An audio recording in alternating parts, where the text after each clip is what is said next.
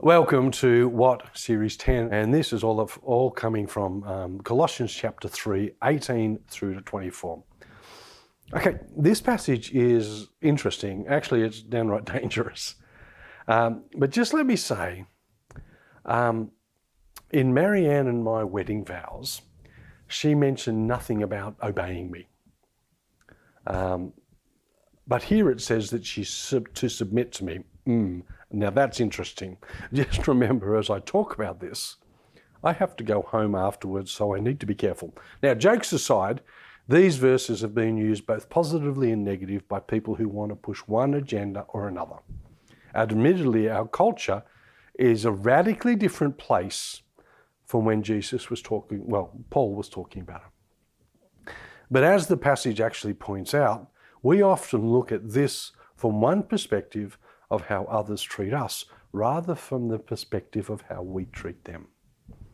One interesting thing I read in preparation for this is the view that Paul uses a rhetorical device here within these verses that gives the sense that the first is the most valid and the second follows that. It's a chiasma, kind of a parallelism. This view would mean that the wives love their husbands as well as submit to them, but also husbands need to submit to their wives and also love them. You understand that concept? Because it's in parallel. All of a sudden, most of the blokes that I'm talking to get a bit uptight about this. Does it actually work? It is a valid interpretation. After all, most of the time we take it at face value, or this part of the Bible at face value. And I have a question here. Do we take the Bible at face value for what it says to our culture now, or face value for those who it was written to? I think most of us take it at face value, so it looks good for us. Listen to this.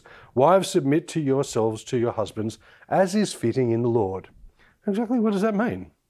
Submit in what? The word here is wife. It doesn't refer to women in general. So this passage is not about the status of women, women in ministry, or all of those issues. This is a household code and a way to live life at home and to live with all of the issues and stresses and challenges. And also notice very carefully, it is not about sex.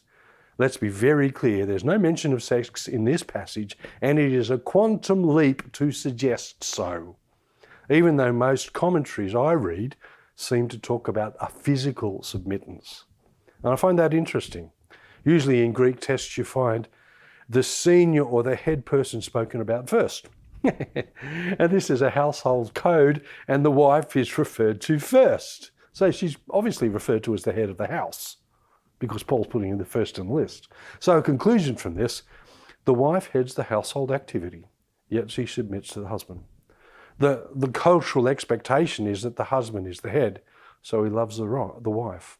Now that may be a bit different from the reading that you have heard before, but I have got it to call it as I see it. To notice that the husband is never told to be subordinate to his wife, or he doesn't expect her to be subordinate. She is requested to be submissive, nor is there any suggestion that the wife is naturally or spiritually inferior to her husband. That's not what it's about. So submitting what? Let's come back to that. The parallel is the husband's duty to love the wife. Husbands, love your wives and do not be harsh on them.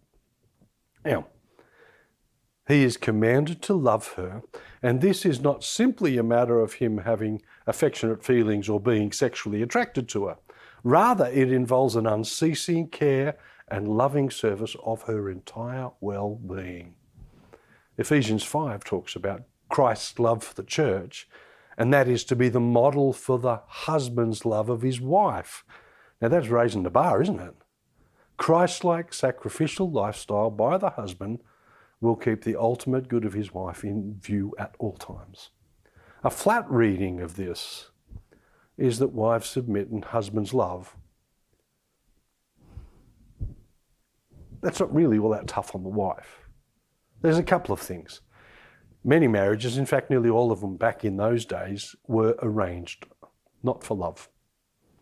You've got to understand that. The women had little or no say in who she married, and most of the times neither did the blokes.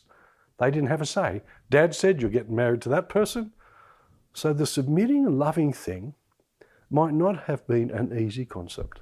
Also, Colossae became, where this is written, became a centre of monism. Now, monism is the belief that all is one, that everything is interrelated, interdependent, and interpenetrating. It promotes the idea that humanity, nature, and God are not separate, but are one. In that religion, the people were especially lax because they were worshipping angels and all kinds of stuff. Yet Colossians were known to have a mix and match type of relationship with their religion, nearly as if you take on all religions to hedge your bets. The mix of religions also included the worship of goddesses Diana or Aphrodite, of which women were priestesses, and they were in charge of the religion.